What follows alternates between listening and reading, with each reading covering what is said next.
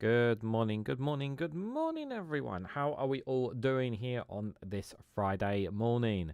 This is Reganelite here. Hello, everyone. How are you guys all doing? I hope you're all doing well. Welcome to Good Morning with Reganelite. It is Friday. It is the 24th of October. It is the year 2025. It is just gone, or just around 11 a.m. UK time. We are dual streaming on YouTube and on twitch.tv as well. So hello to both in the chats there. Today, we're going to be looking at today's daily quota. For Friday, we're going to be having a look at see what the weather's going to be like over the weekend. And we're going to have a look at news, not just in the UK, but around the world. So we're going to have a mixture of different kind of news that we'll be looking at here today. I see a lot of wonderful people have turned up in chat. So before we get going, let me just say hello to Scott. Good morning to you. Matty Von Eric, good morning to you. Stephen Banker there, good morning. Hope you're doing well. Wee Bud as well. Good to see you there. Alison Keir, one of our moderators. Good to see you, buddy. Hope you're doing well. Derice, there. I hope I say your name properly. I hope you're having a good day listening while working. I hope you have a good day. I generally mean that at work. Thank you for listening in, much appreciated. And I think that's everyone who said hello at the moment. So to everyone else who's lurking in the chat, hello. Hope you guys are doing well. And don't worry if you can't chat, it's totally fine. Appreciate you listening in nonetheless. Kirsty, good morning to you as well. So let me start with today's daily quota here. Here it is, guys. Here is today's daily quota here. There it is there from Katie Reed. There is today's daily quota there. So you know I don't make these up, guys. This is where it comes from, daily calendar quote. By the way, if you want one for yourself, www.littlepennythoughts.com if you want one for yourself, guys. So here is today's quota. Self-care is giving the world the best for you instead of what's left for you. Self-care is giving the world the best of you instead of what's left of you. And that's a very good one from Katie Reed there. That's a very, very powerful one there indeed. And unfortunately for tomorrow's one, guys, you're going to have to follow me on my socials if you want to know tomorrow's daily quota, guys. But I will have them back again as usual with the Monday Day show there. Alison, thank you so much for the £2 super chat. Congratulations to the Welsh result. Apply Cymru win. Yep, I'll touch on that when we get to it. But thank you so much for the £2 super chat. Really appreciate it. Yeah, we will touch on that when we get to it. We will talk about that, I can assure you. MH Kara, good morning to you. Wales, good morning to you. Yes, a great day for the people of Wales. We will talk about that, guys. Don't worry, we're not going to ignore it. Not going to ignore it. I can assure you we are going to touch on that, guys. But before we do, guys, we need to talk about the weather. What's been happening with the weather, guys? What's the weather like in Europe? Let's have a look here, shall we? So here it is, today's weather report. Weather report, as I like to sometimes think of it as that as well. So here it is today, about 1 o'clock. This is what it is in a few hours' time. Here we can see most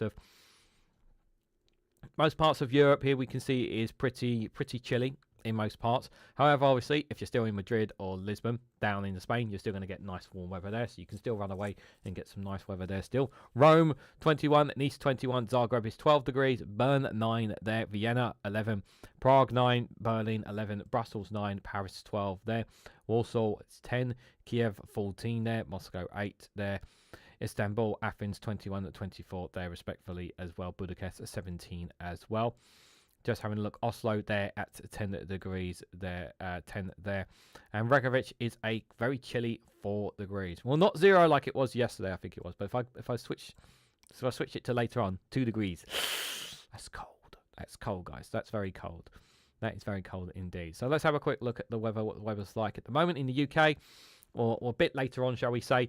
9-10 degrees. It's going to be a lot chillier. It's going to get more chillier over to the weekend, I believe, yeah, when we'll look at the data as well. Let me put on the wind as well. For those who are wondering what I'm using, the bbc.co.uk/weather map, just for reference in case people want to use it themselves as well. We can see there is showers. I'm pretty sure my friends up in Scotland may be experiencing some rain right now. Probably be getting that pretty much most throughout the whole day in some parts. Probably some high winds as well there. There will be still some high winds in other parts of the UK as well. You can see there's some in Northern Ireland there, as well as the rest of Ireland there. Looks like south of England is also experiencing some there, but looks like Wales will experience a few scattered showers here and there from the looks of it. Yeah, there as well. So that'll be problematic to them. But temperatures are going to remain very, very low throughout all the day, all the way up to the evening. So do make sure you take If you are popping out today, whether you're having to work or whatever plans you've got, please take necessary precautions. As always, guys, pretty sure you guys know that already. There. Every move into Saturday here from the temperatures here, we can see overnight temperatures can be as low as 7 degrees in some parts of the UK there. Moving into the next day in Saturday there will be some scatter showers in parts of England there. Maybe some parts just under parts of Scotland is also going to experience some showers there. Some parts of Wales is also going to experience some of those showers overnight as we go into the next day there.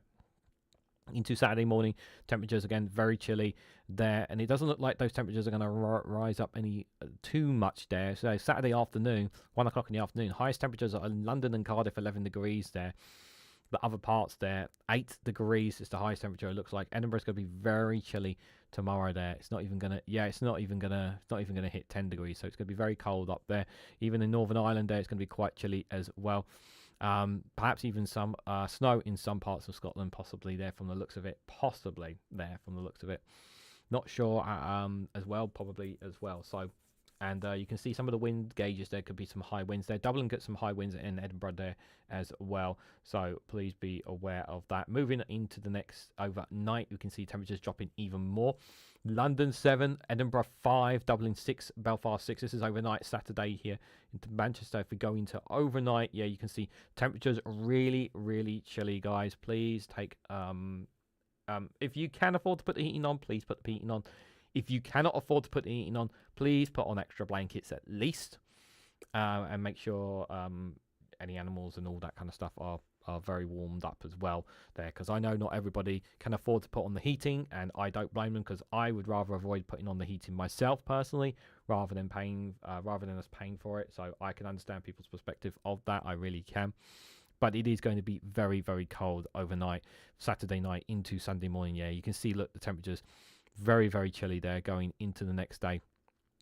Sunday morning going to be chilly, 7 degrees, 6 Edinburgh, Cardiff 8, maybe moving up into the lunchtime in the afternoon there. Temperatures increase a little bit down in the south of England, England and Wales. North of England there still, and Northern Ireland there, you can see 9 and 10 degrees there. Some scatter showers over in Northern Ireland there, but throughout most of Sunday, even though the temperatures are going to be very cold, it's not going to be any rain, so there's not going to be too much rain going to be forecast. Perhaps a bit later, until a bit later on Sunday here, around 6 o'clock in the evening. The temperatures are increasing to about, still around about to 10, 11 degrees in some parts, but there is this shower storm coming. Looks like there's going to be a little bit of snow probably on some of the Scottish mountains as well later on that evening. But moving on into the next day, guys, overnight from Sunday into Monday morning, there we can see rain going to be dropping down on England and Wales. Parts of Scotland's also going to be experiencing that. Temperatures overnight, from the looks of it, they're not really giving it away yet, so I'm expecting it to be much colder, like it was the day before, but we'll have to wait and see, obviously, see how it is. The Monday morning into the day there, temperatures, yeah, it still looks like Edinburgh's. Let's have a quick look at see what some of the temperatures are like on Monday here, just for reference here. Yeah, the temperatures are not dropping, not coming up here. Yeah, so it's going to be very chilly, as I'm pretty sure you guys and girls would expect. In for Scotland, yeah, temperatures there 8-9 degrees. Doesn't look like, yeah, it's going to be warm at all there in comparison to other parts of the UK there. Some of the looks of it there, just having a nose there. But as for the rest of the part of the UK there will be some rain dropping around there. We can see parts of Scotland going to experience it. Parts of Midlands and parts of England are going to experience it there.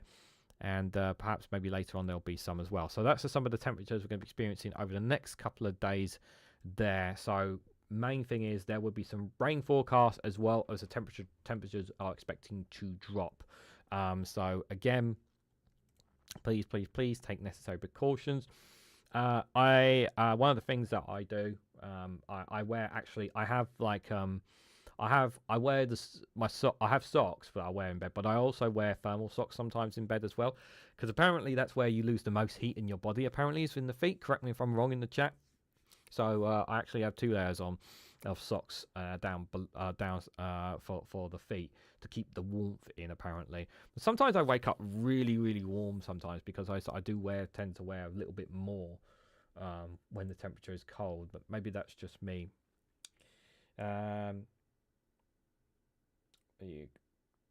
Yeah, and we will touch on that in just a guys talking about that. And Alison Keir is reminding us as well later on today at Friday Frolics at 5 p.m. today. Yep, that's going to be coming out as well. Yeah, very looking forward to Friday Frolics later on today. I do have some stuff I need to do, so I'm going to try and get as much as I can done between the end of this live stream and 5 o'clock, because I'd rather not have to work around when he's live streaming. That's the worst time for me, but because I do sometimes have to do work around while he's live streaming, unfortunately. So but the good news is I have recorded quite a lot of short videos already for the next couple of days. Like Saturday and Sunday short videos are already available for you guys, for members, so you can always see them. Monday's ones I've already recorded, so I just need to basically get them up on the rest of the socials as well. So, and Witchygoff, good to see you there. Hope you are doing well, guys. Make sure you check out Witchygoff's YouTube channel as well. Definitely want to have you back on at some point in the future as well, to the round table as well. Right, so let's talk about the big story that everyone wants me to talk about. So, Cal Philly, I hope I said it right. Cal Philly by-election result. So Plaid Cymru beats the challenge from Reform UK to win the pivotal Welsh vote. Lindsay Whittle seized the C constituency from Labour and resisted a fierce challenge from Reform UK. Plaid Cymru won it in by-election in South Wales, a dramatic result signalling a sharp realignment in Welsh politics with repercussions for the whole of Britain.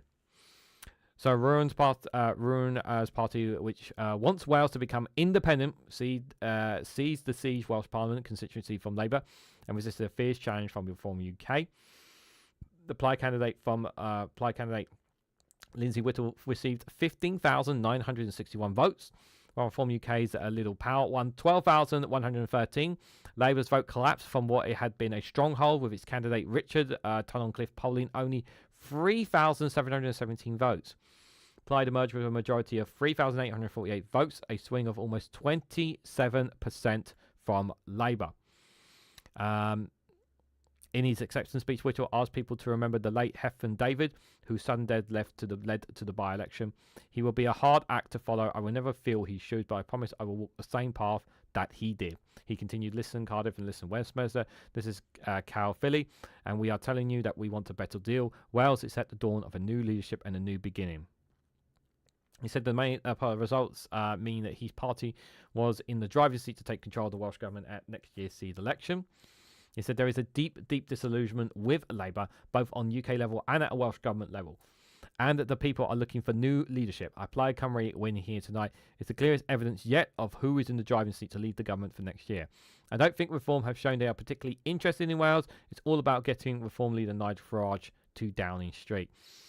I think what's quite significant here as well was I haven't listened to all of them, but I generally want to see if I can find the clips, because Politics Joe was speaking to quite a few constituencies in the area before the by-election, and I think that,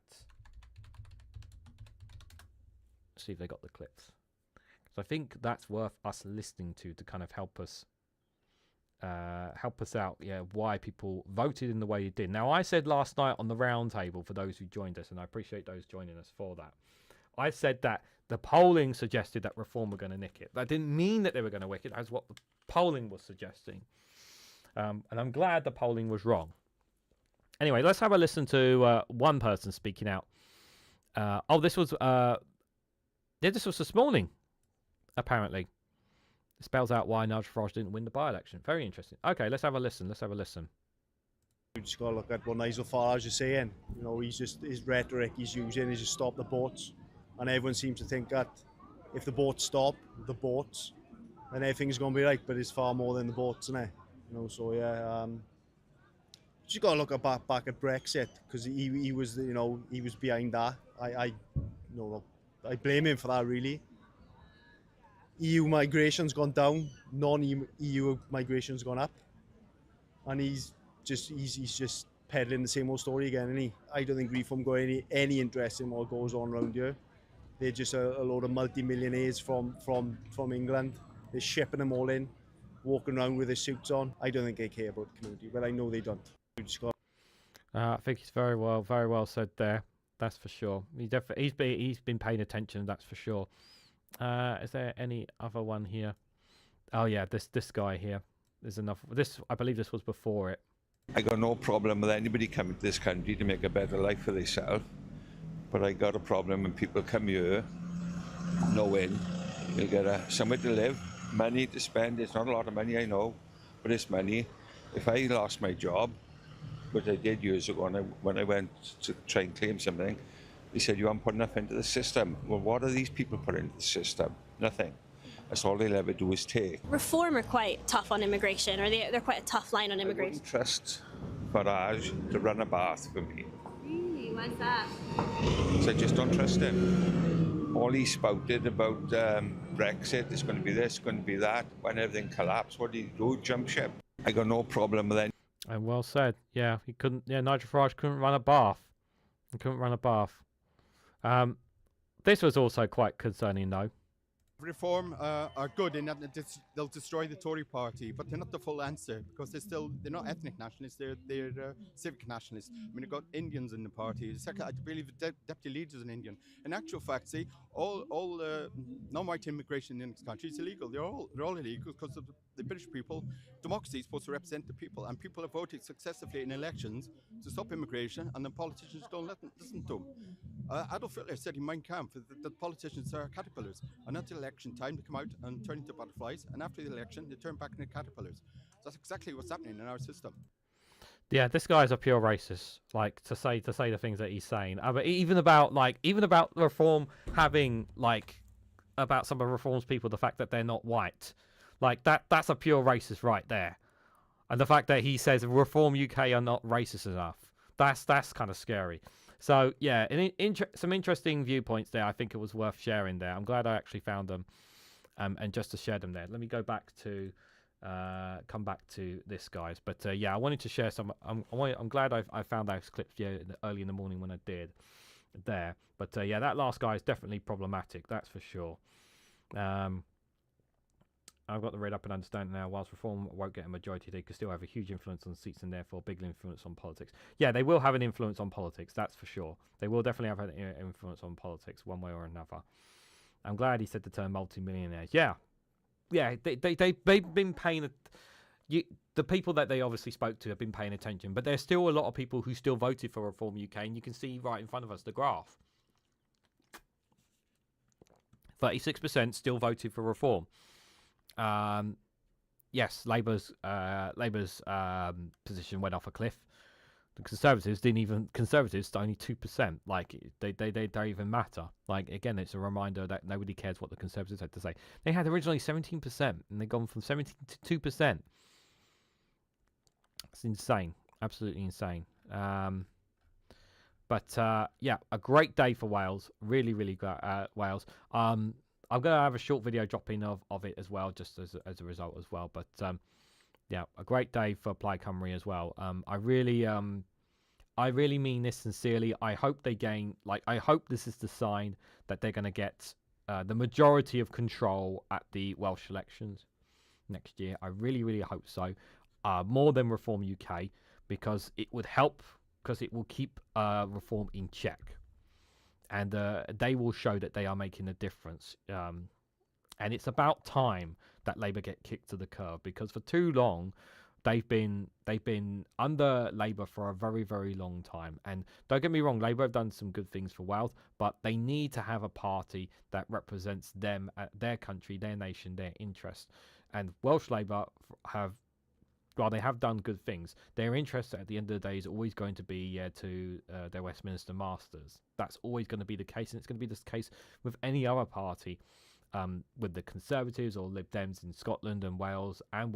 Their priorities, yes, while they may talk about the interests of those nations, their priorities are always going to be appealing to their Westminster masters, and that's always what it's going to be. So on there. If you need any help with that, you need any answering a link, more than happy to help Wales. On what? Sorry. Thank you. I do appreciate any support.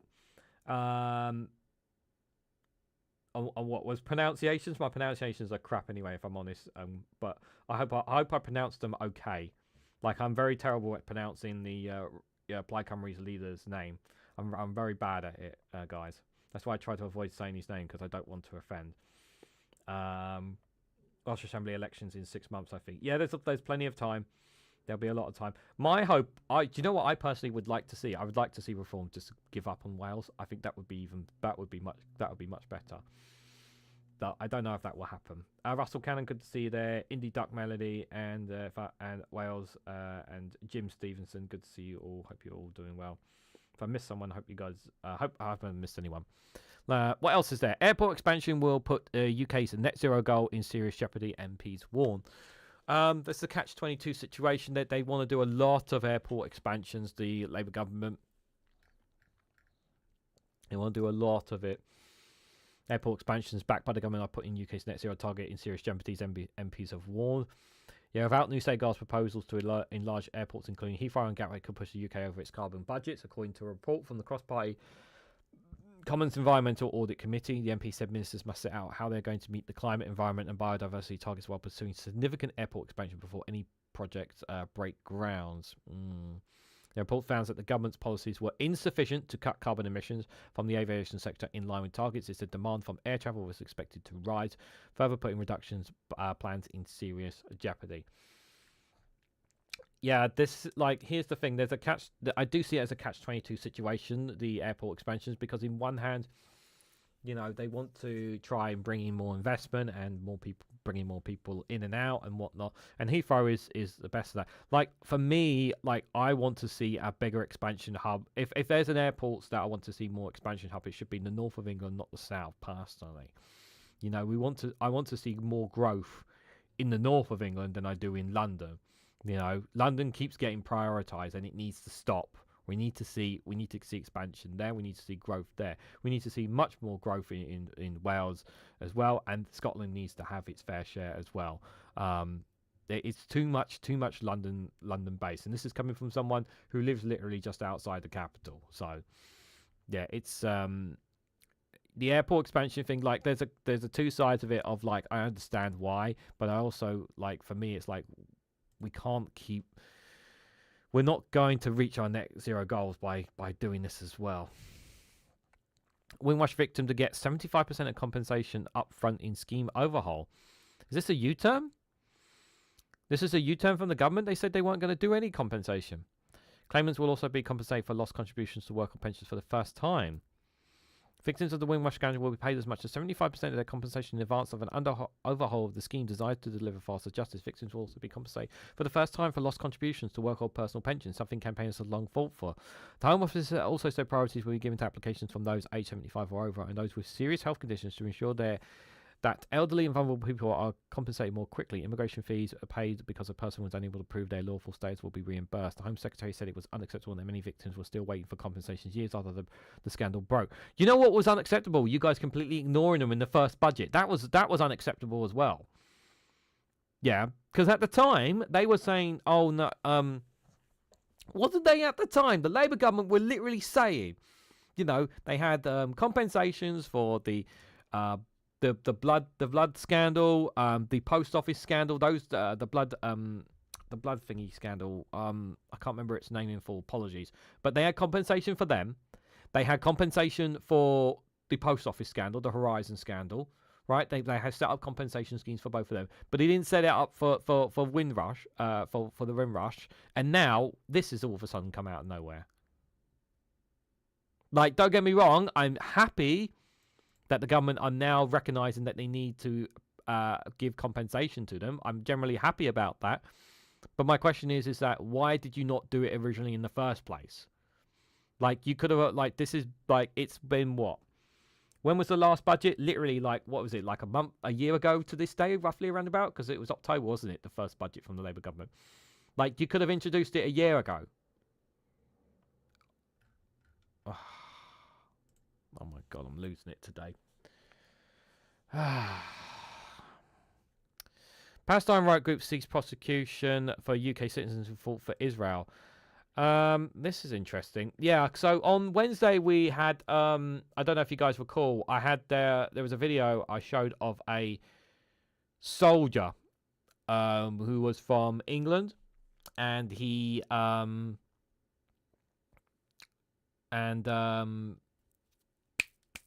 losing my brain here, guys. Yeah, basically someone from England who went to fight for the IDF, and basically as soon as the war was going to go over, he was going to come back, basically. So Palestine Right Group seek prosecution of these UK citizens who fought for Israel. This is going to be very hard to do. The government are going to do everything in their power to block this and stop any kind of prosecution on citizens doing this, I imagine. The human rights group has launched an attempt to mount a private prosecution alleging British citizens unlawfully went to fight for Israel. An application to magistrates' courts for a summons against a named individual was lodged on Monday. Highly unusual prosecution being brought by the International Centre for Justice for Palestine. The human rights group intends to argue the court named Britons joined a foreign army with a white state Palestine in which the UK was not fighting. It claimed that waging war where a foreign force is a breach of Section 4 of the Foreign Enlistment Act of 1870. The Act makes it an offence for any person to agree to accept or agree a commission or engagement in military service of any foreign state at war with another foreign state that is at peace with the UK government. There is a question: what's to stop someone doing this for those who are fighting for Ukraine? That's it. But what's to stop people doing the same thing for Ukraine here? I suppose the answer is nothing. The ICJP named one individual in an attempted prosecution, but has gathered evidence against more than 10 British citizens. To enhance the prospects of successful prosecution and prevent the case being prejudged, the ICJP is not naming individuals that they want to be arrested. The accused of the Israeli Defense Force conducting a war that is not confined to Hamas but against all Palestinians and Palestine itself, a state now recognised by the UK. I don't know. I don't have a lot of faith in this because I just feel like the courts and the government are going to do everything they can to protect these citizens who fought for Israel. I don't have a lot of faith in it. I really, really do not. Let me have a quick look at the front of UK here before we continue. Post office scandal. Yes, post office scandal.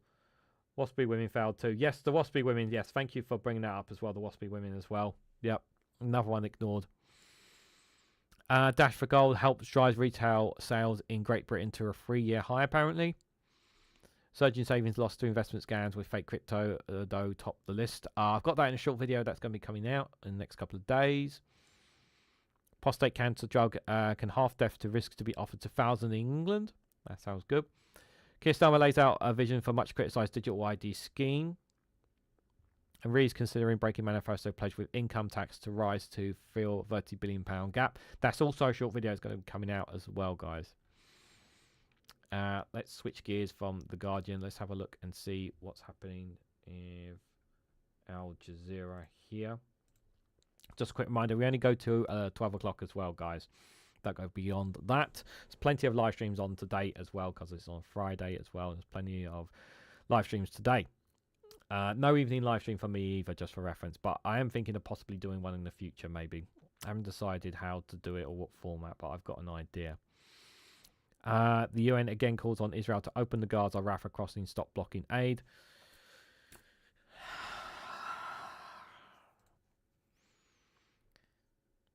The United Nations wants Israel to allow more aid. The trucks at the crossing point to Gaza, officials say. Aid levels remain far lower than specified by the ceasefire agreement. Palestinians in Gaza continue to struggle to find food and clean water despite the ceasefire. Many remain unable to return to their homes due to the presence of Israeli troops. Yeah. They can't go near their homes with Israeli troops because they'll be fired upon.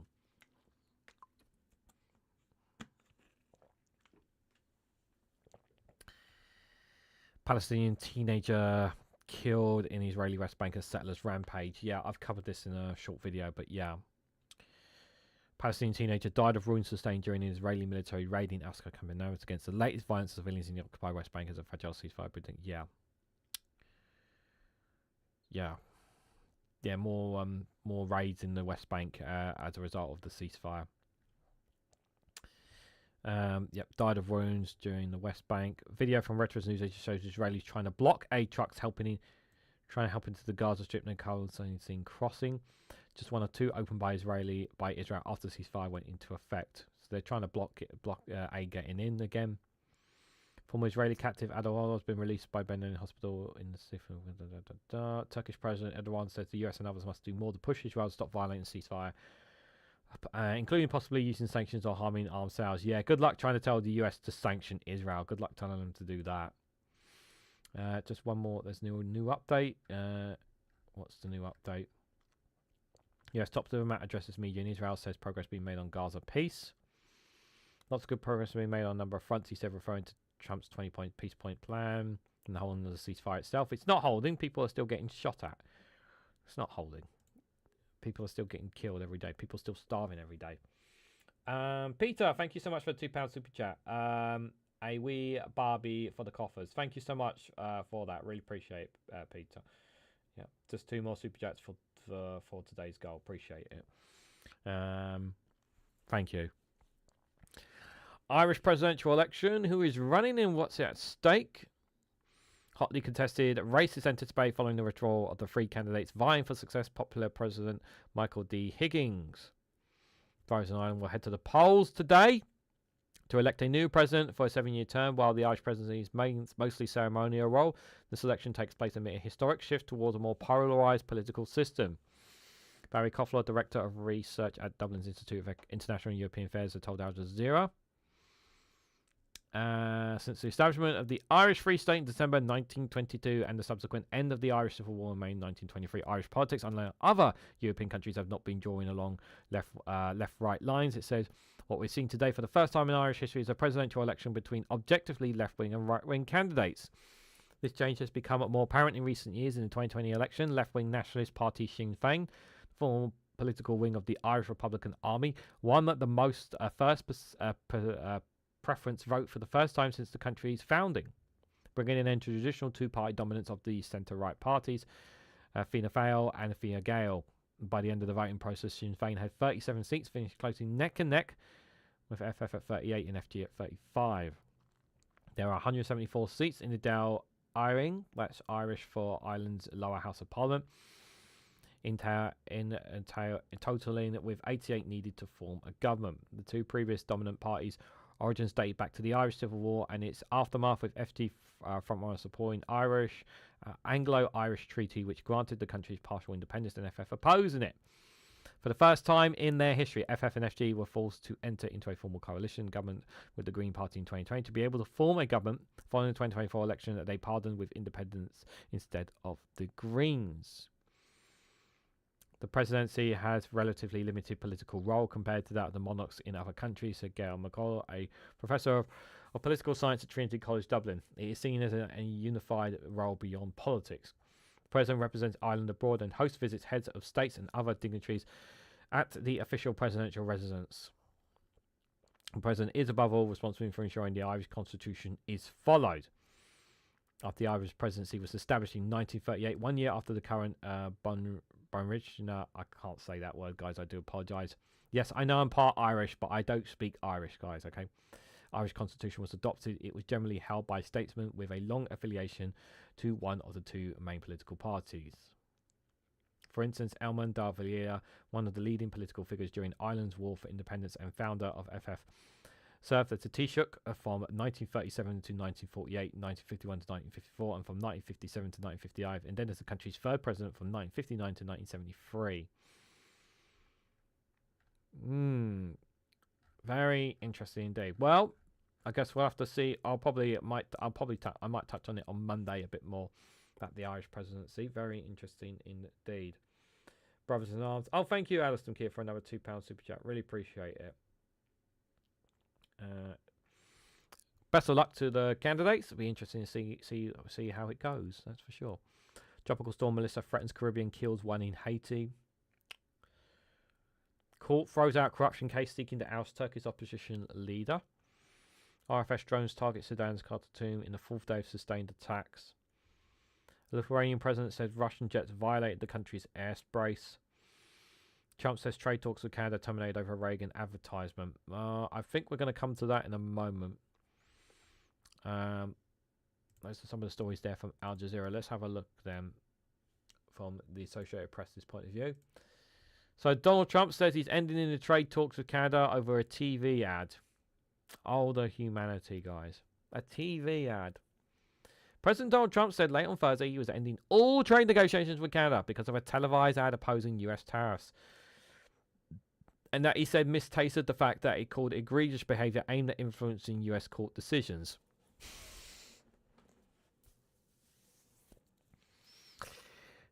This is the same president who is influencing, who is playing politics with Argentinians. He promised money to Argentinian President Mendy if his party won at local elections. That's influencing Argentinian politics, that in itself. And here is Donald Trump kicking off about a TV ad that Canada did. Just saying. The post on Trump's social media site came after Canadian President Mark Carney said he aims to double his country's exports to countries outside the US because of the threat posed by Trump's tariffs. Trump called for an abrupt end to negotiations to further inflame trade tensions that has already been building between the two neighbouring countries for months. Trump posted the Ronald Reagan Foundation just announced that Canada has fraudulently been using an advertisement which is fake, featuring Ronald Reagan speaking negatively about tariffs. The ad was for $75,000. Not only did this to interfere with the decision of the U.S. Supreme Court and other courts, Trump wrote on his social media site, tariffs are very important to national security and the economy in the USA. Based on the egregious behaviour, all trade negotiations with Canada are hereby terminated. Basically, Trump threw his toys out the pram, basically, over it. Carney's office didn't immediately respond to a request for comment. The Prime Minister is set to leave Friday morning for a summit in Asia, while Trump is set to do the same Friday evening. Early on Thursday night, the Ronald Reagan Presidential Foundation Institution posted on X that the ad created by the government of Ontario misrepresents the presidential radio address to the nation of free and fair trade deals dating April 25th, 1987. It added that the Ontario did not receive Foundation permission to use and edit the remarks. The Foundation said it was reviewing legal options in this matter and invited the public to watch the unedited video of Reagan's address. Carney met with Trump earlier this month to try and ease trade tensions as two countries and Mexico prepared for a review of the US-Mexico-Canada agreement, a trade deal Trump negotiated in his first term but has since soured on. More than 3/4 of Canadian exports go to the US, and nearly $3.6 billion in Canadian, that's US too, and Canadian worth of goods and service across the border daily. Trump said earlier this week that he'd seen the ad on television and said it showed that his tariffs were having an impact. Are they, guys? Are they, though? Trump had a master plan to rebuild Gaza 2 years ago. How did he know it would need rebuilding back then? Reference Phil videos last night, says Russell Cannon. I have not seen Phil's video, but thank you so much for the £5 super chat, Russell Cannon. Really appreciate it. Yeah, we're still waiting, but, Trump said he would get the war ended in 24 hours in Ukraine, and it's been, it's been several months and it still hasn't ended, Donald Trump says a lot of things, But the thing is, the one thing that enrages me the most, like he get kicking off about this TV ad, right? He's literally interfering in Argentinian politics by saying that if President Mendy's party does well in the local elections, he's going to give them money. That's interfering in politics there, in foreign politics right there.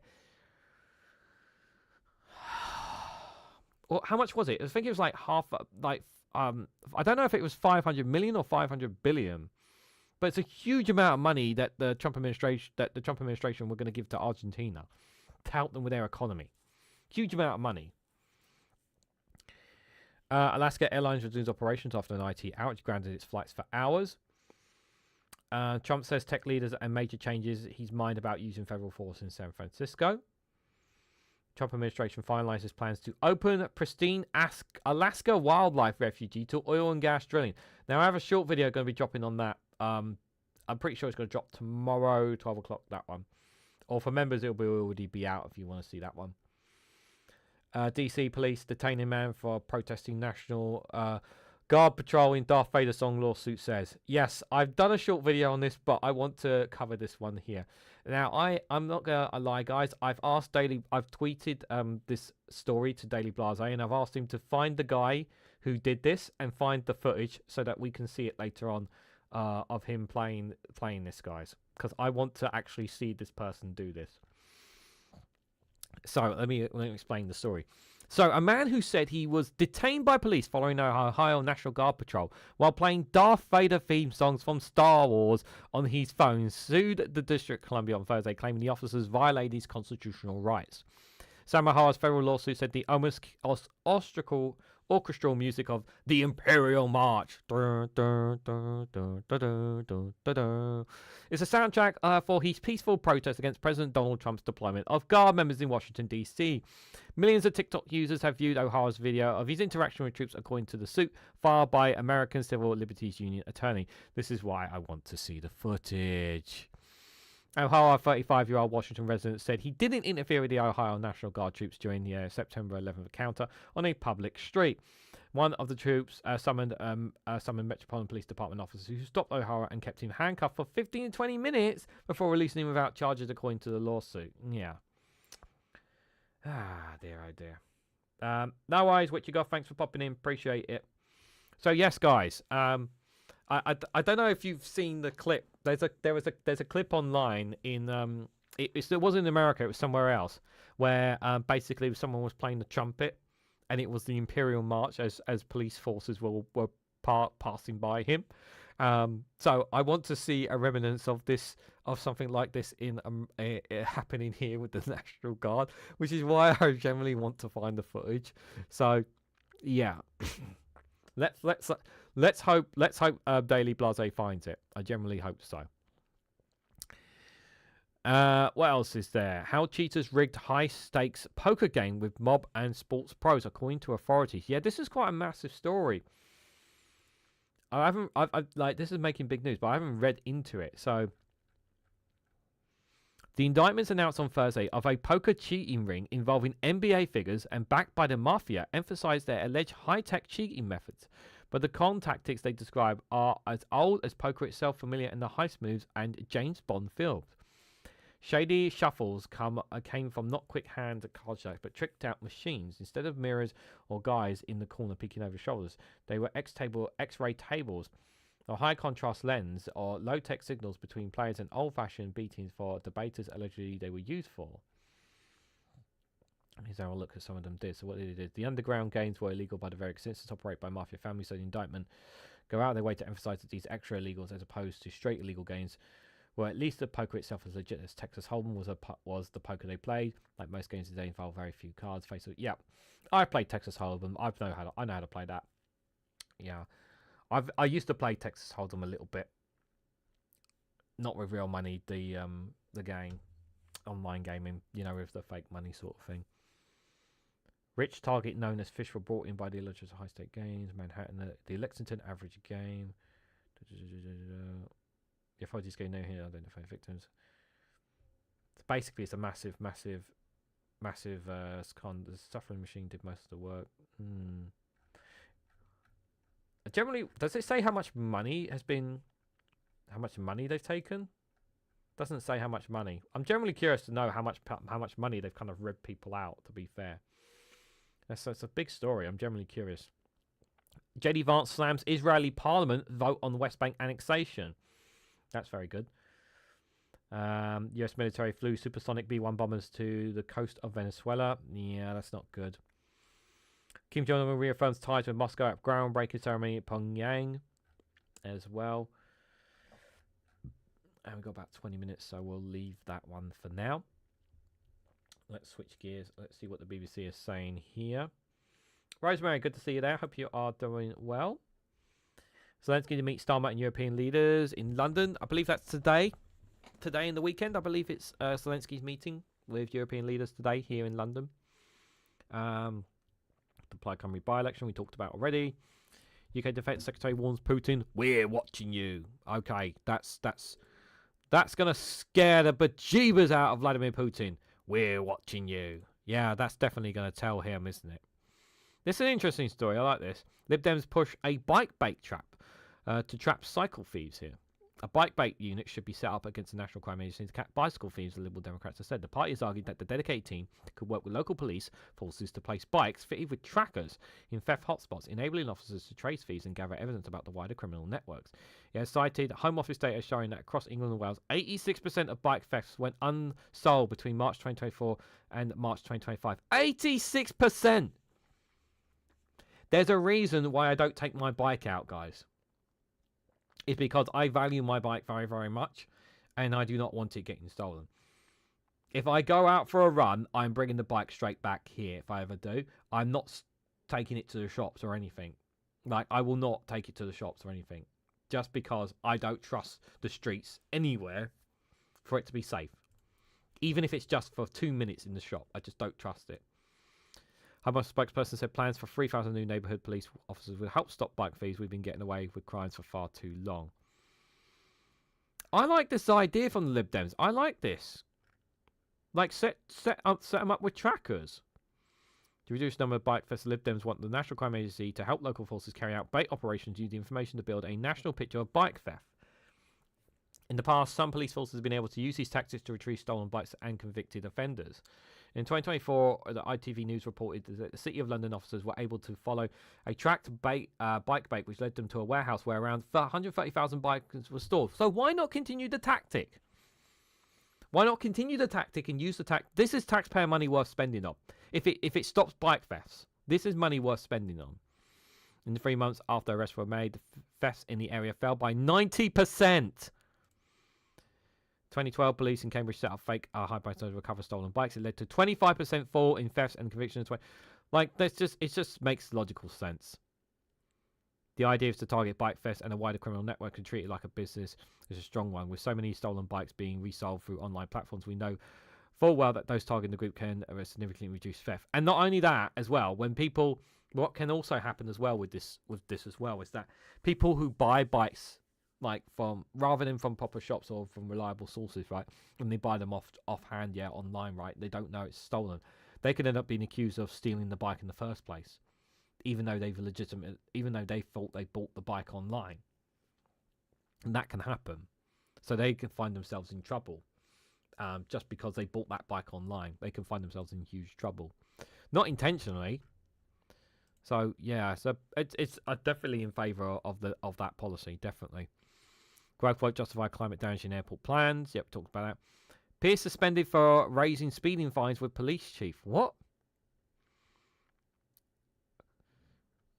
Pearce suspended for raising speeding fines with police chief. Former Lord Speaker Baroness Suller has been suspended from the House for 8 weeks after she sought to raise her repeated speeding offences with Metropolitan Police Commissioner. Is this her trying to get out of paying for her speeding fines? In a letter to Mark Rowley, the 80-year-old crossbench peer complained that her multiple speeding offences meant that she might have to give up attending Parliament.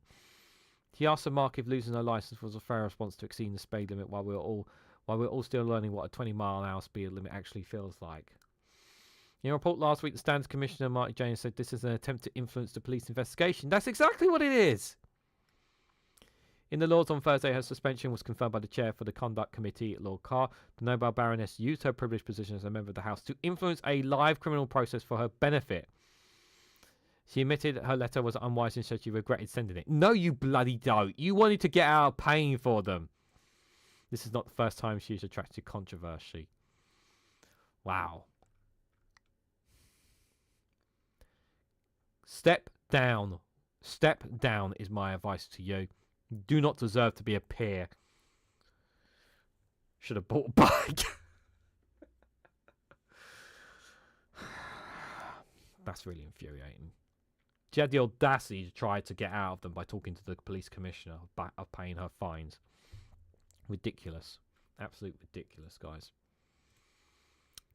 Got about 12 minutes left. Let's have a look at... Can we go to the right feed? Thank you. We'll see what NBC News are saying here. The gambling scandal. I'm need to read up more on this to get a better understanding. I'm probably sure Vosh will cover it in a video as well. Might take it from his point of view. At least 3 dead in Haiti. It said 1, now it's 3. From that storm. Government released key inflation data delayed by shutdown. Are set to release key inflation data. But is it going to be accurate data? Trump terminates Canada trade talks. Yep, we saw that already. GOP expects Democrats to relent on the shutdown by now. That isn't happening. An economic roller coaster sends Six Flag America off the tracks. As the decades-old Muse Park shutters in Maryland, fans near and far more the end of unaffordable fun. Oh, it's going to shut down, is it? Decades-old amusement park shut in Maryland's fans fear fence policy affordable fun. Are they actually shutting it down then? I'm assuming that's what it is. The struggle of declining intelligence, aging infrastructure. Yeah. 6 decades. Wow. Just can't afford it then from them. North Korea. Kim says military ties with Russia. Yeah, we saw that already. New York Attorney General James set for alignment in federal bank fraud case. Any other interesting stories here? Death of chess grandmaster investigated as possible suicide or overdose, police says. Daniel McAbee's death outraged supporters who said he had been bullied by rival, also accused him of cheating.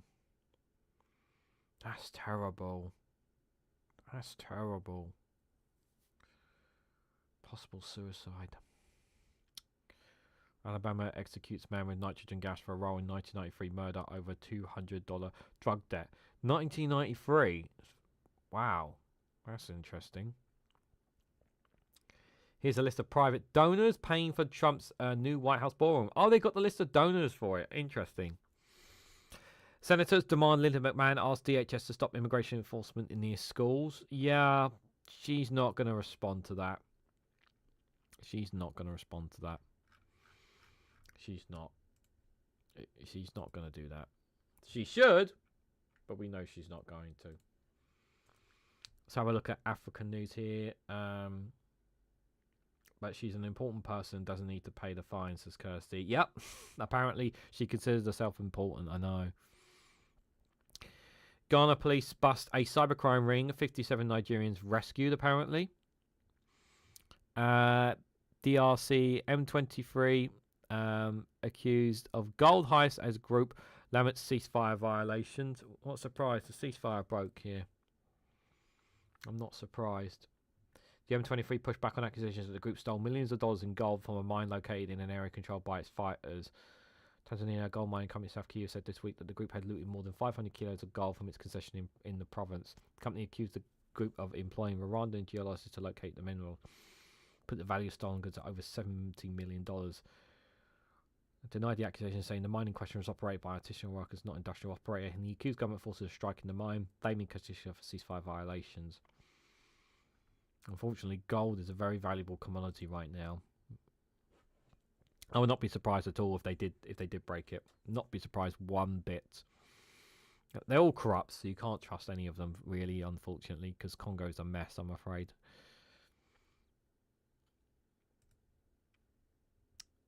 Vice President Vance confused by Israel's vote to annex the West Bank. Confused? What is there to be confused about? This is what they want to do. Saying the move was a stupid political... During his visit, he said... During his visit to the country, he said it was a stupid political stunt and it confused him. As Vance said that if the vote was a political stunt, then it was a very stupid political stunt. The bill would apply... I would personally take some insult to it. Vance said about the vote, the policy of the Trump administration is that the West Bank will not be annexed by Israel. Vance met with Israeli leaders. Well, it sounds like he's actually going to stop them. Is he going to stop them? Is America going to stop them? That's a good question. I don't trust him to do so, but we'll have to wait and see, guys. We'll have to wait and see on that one. What do you guys think? Is he actually serious about it? Kiev Independent. Trump's Russian sanctions a shock to Moscow and may deal serious blow to oil giants, experts say. Good. Ukraine wants freedom to use EU loans to from frozen Russian assets for US weapons. Yep, give them the assets. Trump's Russian sanctions a shock to Moscow. We just saw that headline. Ukrainian drones target Moscow, building damage to non-blast. Russian authorities have claimed. Yeah, they're claiming that they targeted Russian citizens. Moscow are claiming in that story. The EU leaders delay Ukraine's loan using Russian assets as Belgium stalls effort. Why are Belgium stalling? What's the reason? What's the reason, Belgium? Ask the European Commission to draw up legal options for representation loan backed by Russian frozen assets. The lack of a breakthrough now pushes potential next EU meeting in December. Belgium, where the majority of frozen funds is parked in the financial clearinghouse, put the brakes on swift progress of the use of Russian Frozen, warning that 3 of its key demands relating to legal worries would first need to be met. Yeah, but obviously, understandably, yeah, they don't want to face any kind of legal ramifications.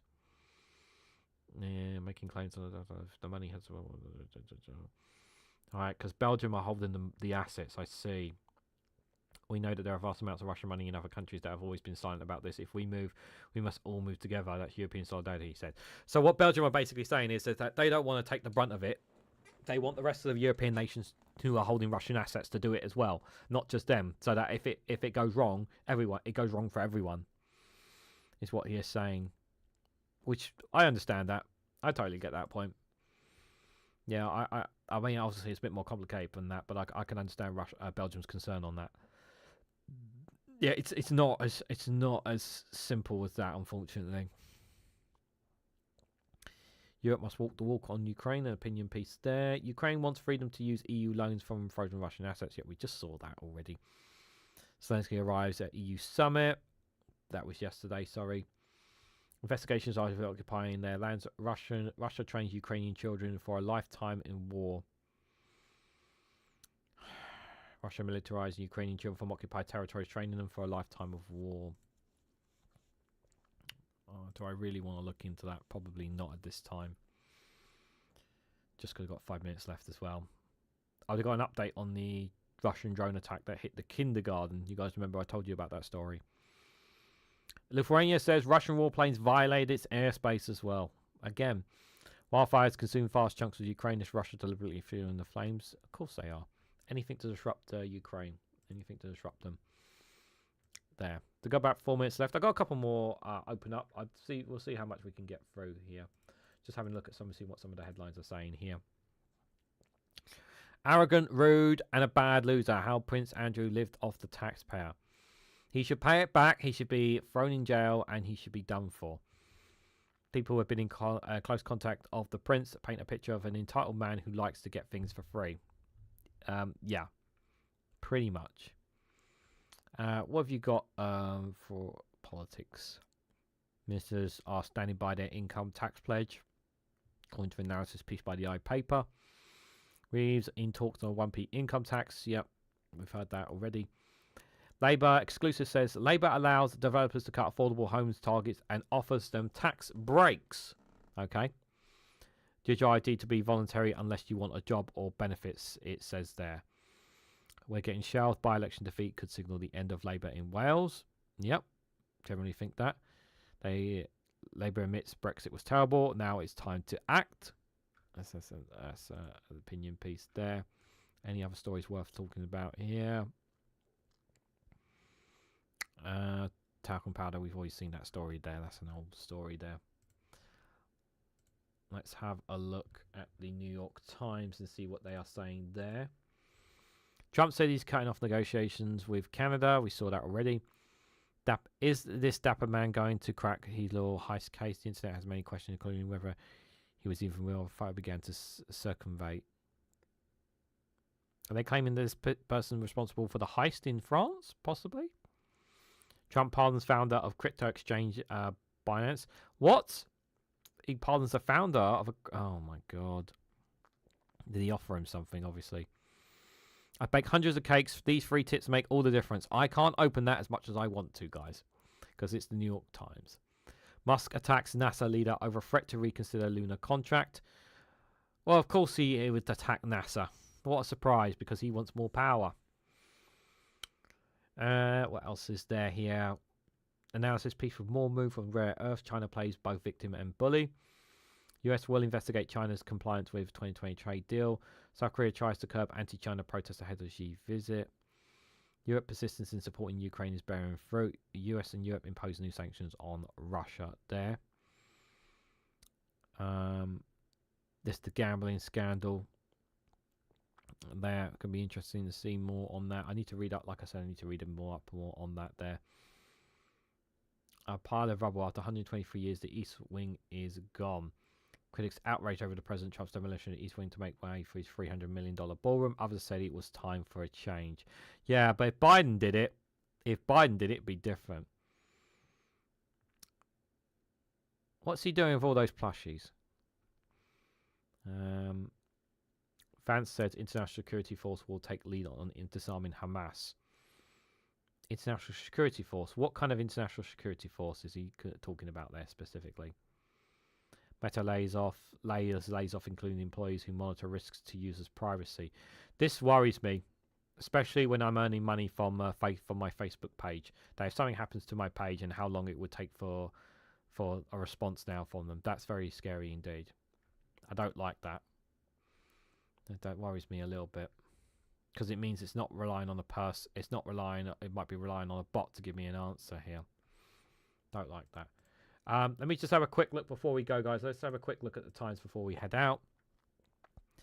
How popular is Keir Starmer? Rishi Sunak says, "My friends don't dare tell me if they vote Reform." Starmer's days are numbered. Dominic Cummings predicts. Tory Rising Star shows why the future doesn't belong to Farage. After your comments, many Tories were not happy. There was a story that many Conservatives were furious with her comments about illegal migrants. The by-election victory for Plaid Cymru. Britons will never need digital ID for the NHS, says Starmer. I don't buy that for 1 second. UK 6 1 in 1 out deals with Germany, Belgium and Netherlands. See, the thing is, right, I absolutely guarantee you, if this scheme gets put in, right, if reform comes into power, do you know what they'll do? They'll make it for NHS so that they can stop people getting free healthcare. Green Gang inquiry will not begin until next year. Next year, guys. Ridiculous. Unlimited power, says Peter there. In the eyes of a man who doesn't know his numbers up. Yeah. To be fair, JD Vance looks confused most of the time. That is true, Kirsty. That is true. So, guys, just a quick reminder before I go.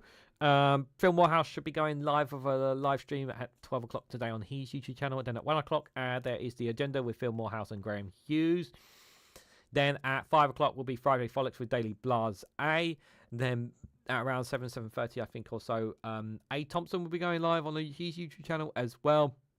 At 8:30, Max Roberts will be going live. And then at 9:30 onwards, Graham Hughes will host another live stream, night party live stream there. So there's lots of live streams on. I don't know if anybody else is going live. I don't know if Helena might go live today, or Vosh will probably be going live on his channel at some point today as well. But I won't be doing any live streams today, but I am thinking of bringing back a Friday evening live stream of some sorts, whether it will be before Friday Frolics or after Friday Frolics. I haven't decided, but I've got an idea of what I want to do. But it's something I'm going to be looking into. But I've got a lot of work that I need to get done today.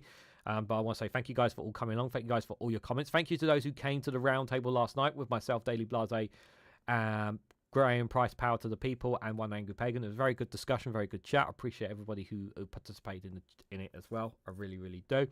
Next, we have another roundtable taking place next month on the Thursday, the 13th of November. Myself and Dave McGuinness are already going to be on that panel, but we haven't got another 2 guests yet. But do keep that in your diaries, guys, and join us for that one as well.